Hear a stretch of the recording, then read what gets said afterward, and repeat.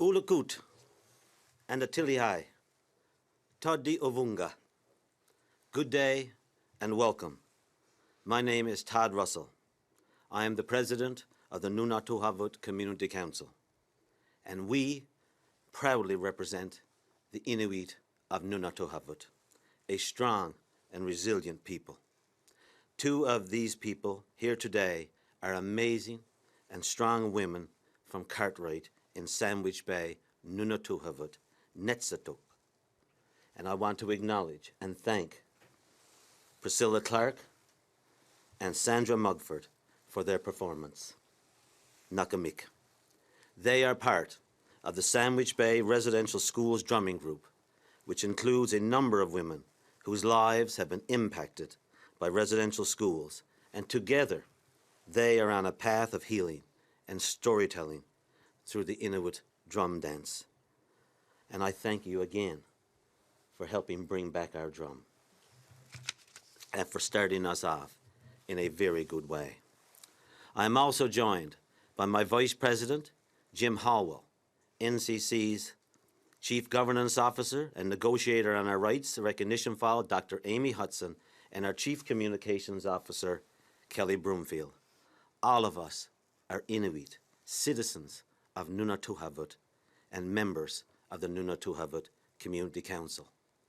We stand united as a people who remain connected to the lands and waters and ice of our ancestors and to the future generations of NunatuKavut Inuit. We appeared in court this week to defend our Memorandum of Understanding, or MOU, with Canada on the recognition of our Indigenous rights and self-determination.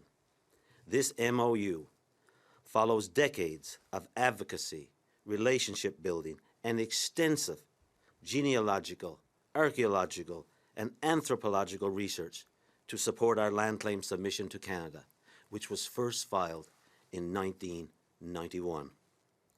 We are confident in the facts, in history, in the evidence, and the law surrounding this court case. Our MOU with the Government of Canada is clear.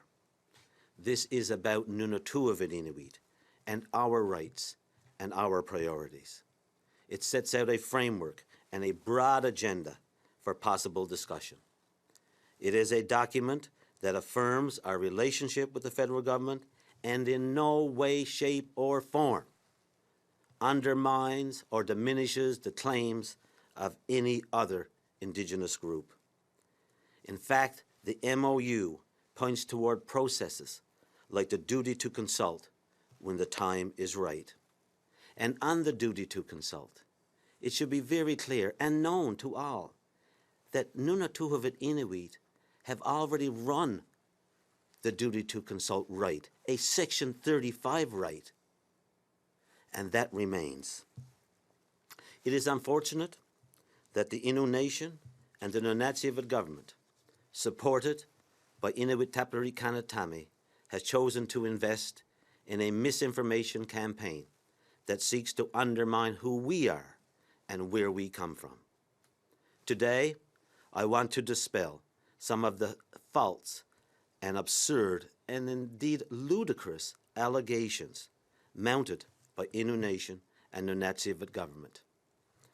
The false rhetoric propagated by these two Indigenous groups not only lack integrity, but are deeply offensive to our community and the legacy of our ancestors. It is particularly egregious when we hear such misinformation come from members of our own family, our relatives. NunatuKavut Inuit have occupied and had a special relationship with the land, the ice and waters of our territory long before the arrival of Europeans.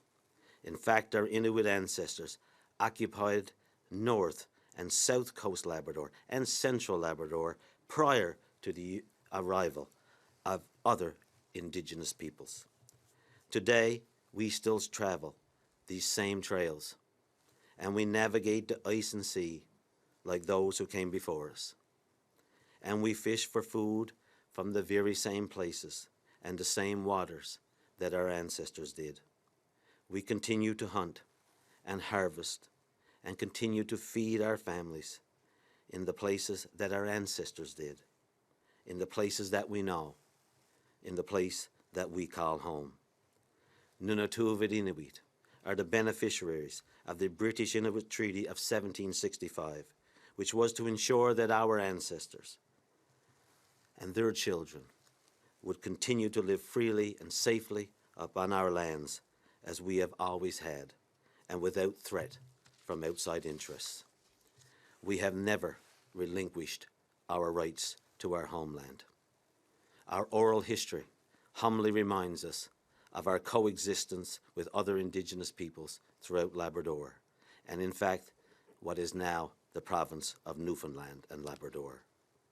The insinuation that we are trying to take something away from another Indigenous group and cause harm is simply false and reprehensible. We have never acted this way. Our ancestors never acted this way.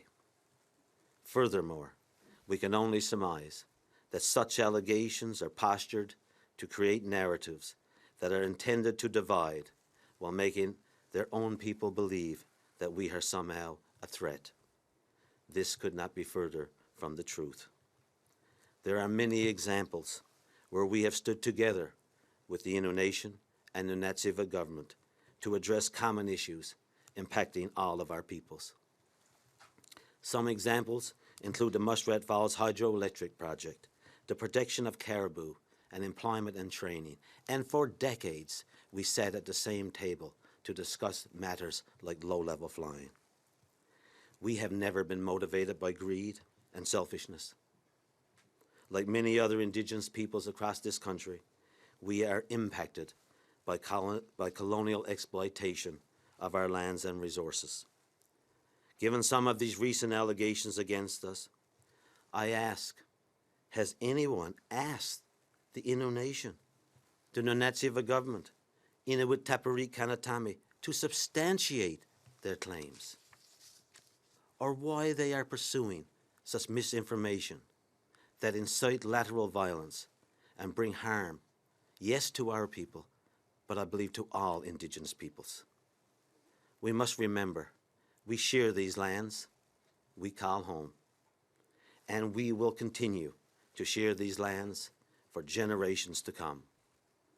The progression of our rights and interests, NunatuKavut rights and interests, does not mean that somebody else loses.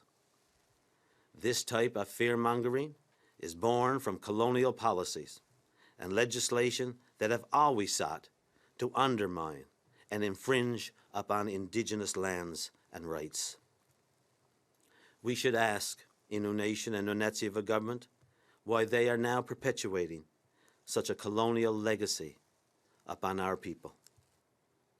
Can they provide loss or evidence of any loss of monies or resources as a result of NunatuKavut Inuit's relationship with Canada? Absolutely not. One can argue, and I believe the numbers prove, that they have in fact gained financially over the past number of years, as their government transfers are at an all-time high. At the end of the day, we all share in the similar impacts of colonization. For NunatuKavut Inuit, our people were sent to residential schools. It is a part of our story. We were removed from our traditional places, and our families were torn apart through forced relocation. We lost our language, and we saw many impacts to our traditional lifeways. And yet, here we are, still standing, reclaiming and relearning that which has been taken from us. Like the drum that you heard this morning, this revival, this strengthening and relearning is a part of our self-governance. We hold the right to self-governance, the right to bring back our language, the right to bring back our culture, and to forge a way forward for our people and communities. The only way forward is the united way forward, one where we think about the future of all of our peoples, where we face the greatest challenge of our generation, things like climate change. We know that the decisions we make now will forever impact the lives of those who came before us. And we have a responsibility to do better and do the best that we can. And this includes taking the time to learn about who you are talking about, reading about, taking the time to learn about whose lives are being impacted by outright falsehoods and misinformation. I invite you to learn, to visit our website, to visit us, to learn from us, to experience what our people experience.